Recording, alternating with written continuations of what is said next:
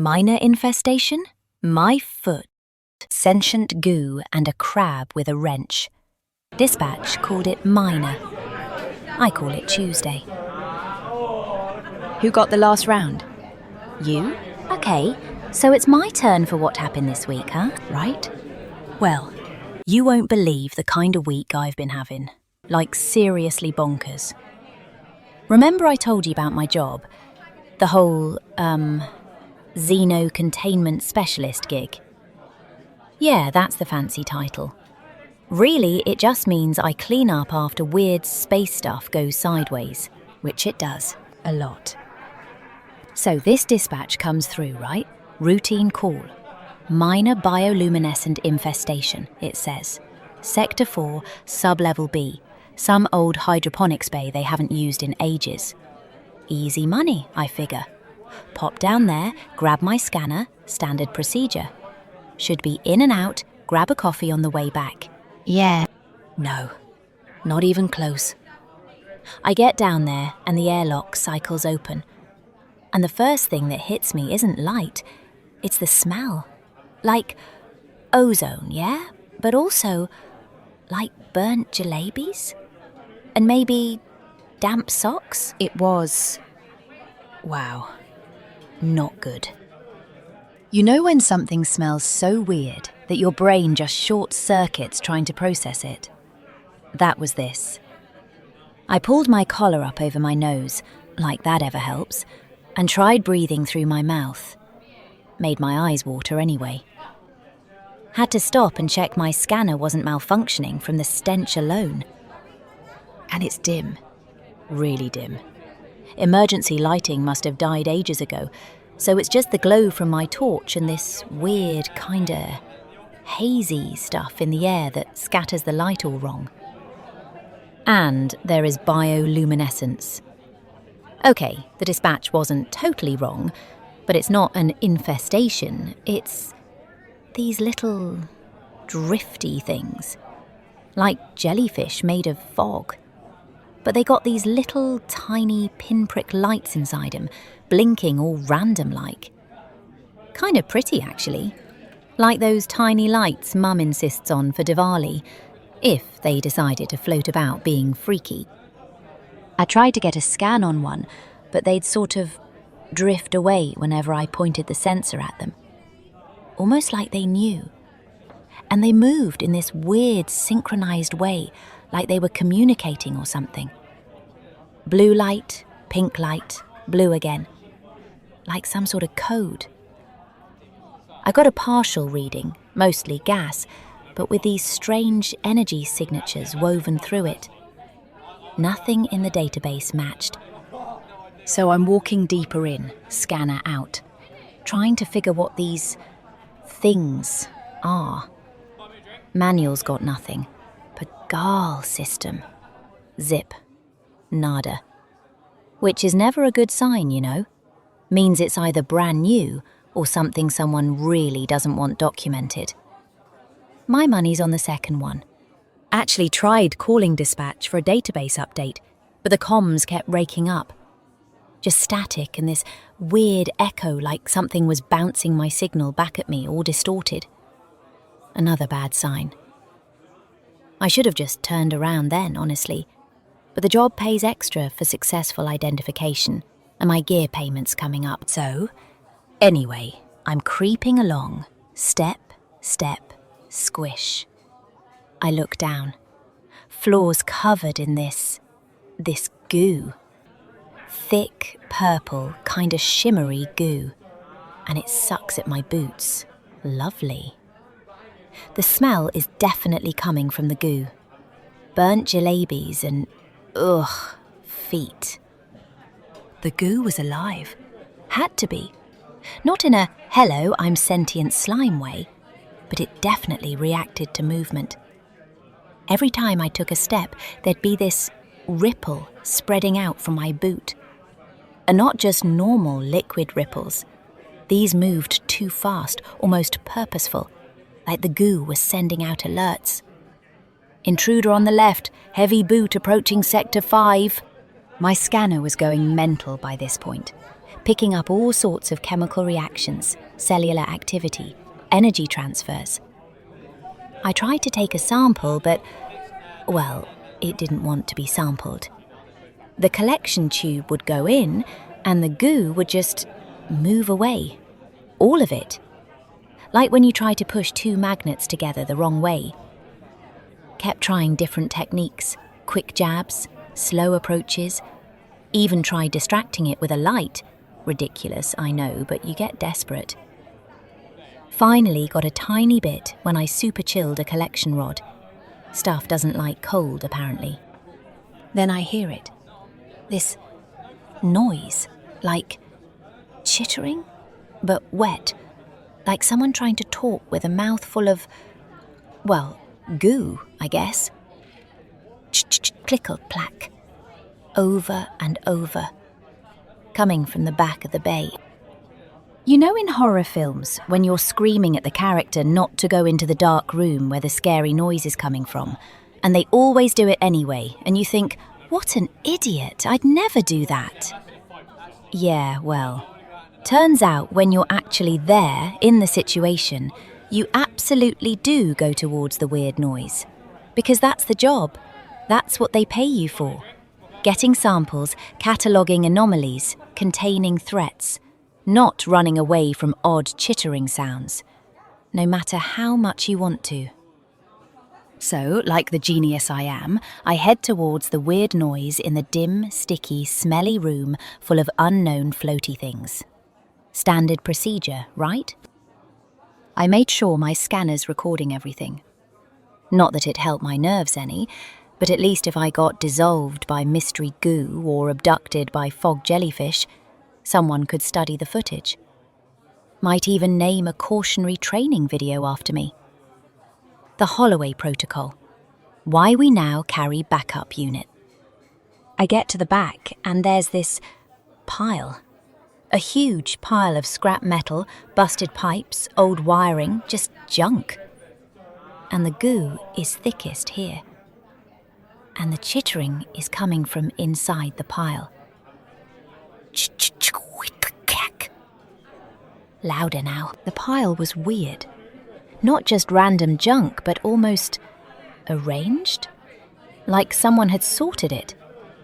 Pipes with pipes, wiring with wiring. And there were these strange little structures built from pieces. Not natural formations, deliberate constructions. One looked almost like a little model of the hydroponics bay itself, with tiny bits of metal for walls and a small pool of goo representing, well, the larger goo, I suppose. Gave me chills, honestly. I shine my torch on it, trying to get a look inside the junk heap.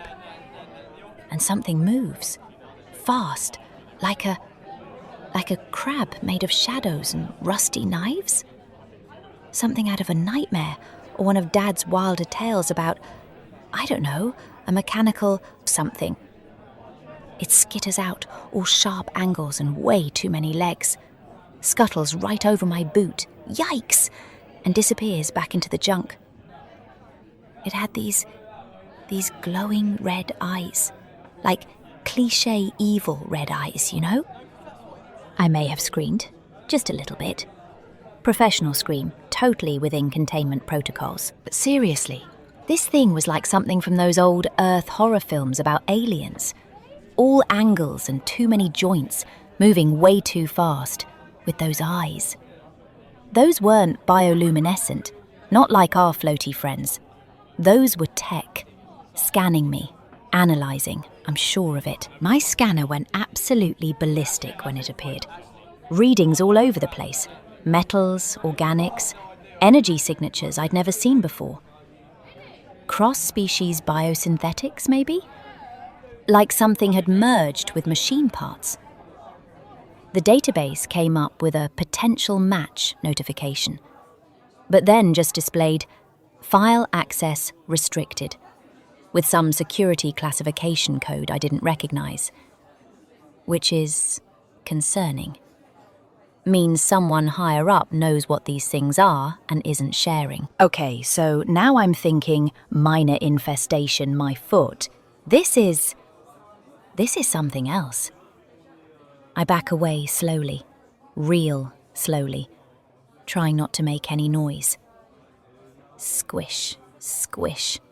Damn goo. Then the chittering stops. Dead silence, which is somehow worse, right? The little foggy jellyfish things? They stop blinking too, just hanging there, waiting. You could feel the shift in atmosphere. Like that moment before a storm breaks, everything holding its breath. The goo stopped rippling. The air felt heavier, charged somehow. My scanner was picking up increased electromagnetic activity, but couldn't pinpoint a source. It was everywhere, like the whole room was suddenly awake and watching. I decide, okay, tactical retreat time. Get back to the airlock, call for backup, maybe suggest a thermal charge for the whole damn bay. I turn around, and there's one of those crab things right between me and the door, just sitting there, chittering softly now. Ch-ch-ch. Red eyes locked on me. It was bigger than the first one, much bigger, about knee height, with these articulated limbs that didn't seem to have a consistent number of joints. They'd bend and then bend again where there shouldn't be another joint. And its body was this patchwork of what looked like scavenged metal, wires and something organic that glistened in my torch beam.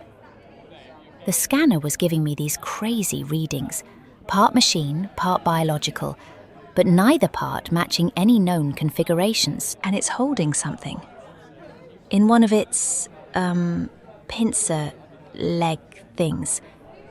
It holds it up. It's a wrench. A standard G7 hydro spanner, covered in purple goo. So yeah, it didn't attack. It just sat there, chittering, holding a wrench. Maybe it wanted help fixing the leaky pipes? I don't know. Honestly, I kind of backed away around it, slowly, said, nice wrench you got there. Like an idiot.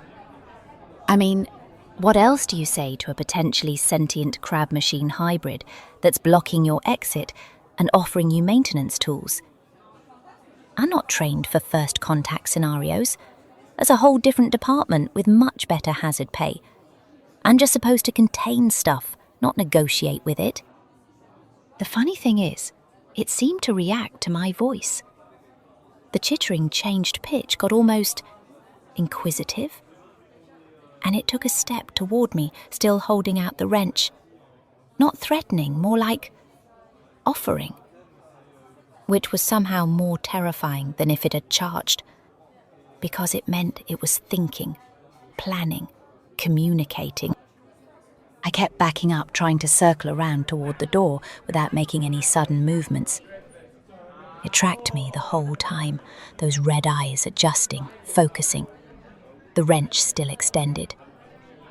The jellyfish things had started blinking again, but in a synchronized pattern now. All blue, all pink, all blue, like they were signaling. I made it about halfway to the door when the crab thing suddenly skittered forward. Not aggressively, but fast. I may have made an undignified noise and stumbled back into a pipe. It stopped, tilted what passed for its head, and then very deliberately placed the wrench on the ground between us. Then backed up, like it was leaving me a gift or a peace offering.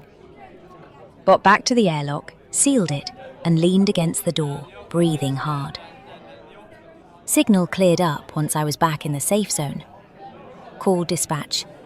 Told them minor infestation was maybe a slight understatement. Recommended they just weld the whole bay shut and forget it ever existed. Dispatch wasn't happy. Kept demanding specimens, readings, anything they could use to classify and contain whatever was in there. I sent them the scans, the video footage, even the tiny goo sample I'd managed to collect. Told them if they wanted more, they could send someone with better clearance and a lot more firepower. Someone from the restricted file department. Funny thing though, when I checked my equipment later, the scans of the crab thing were corrupted. Just static and weird code fragments.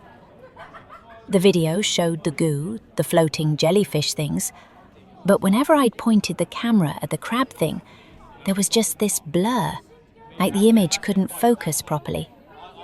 Almost like it knew how to avoid being documented, how to stay off the books. The weirdest part? When I checked later, that wrench it offered me was a perfect match for a specific leak in the hydroponics irrigation system. A leak that had been reported in maintenance log 4B just 3 hours before my arrival. A log that wasn't publicly accessible. Somehow they knew. They were trying to help fix the station. So, yeah, that was Tuesday. Still finding bits of purple goo on my boots. Anyways, how's things with you? Anything less sticky?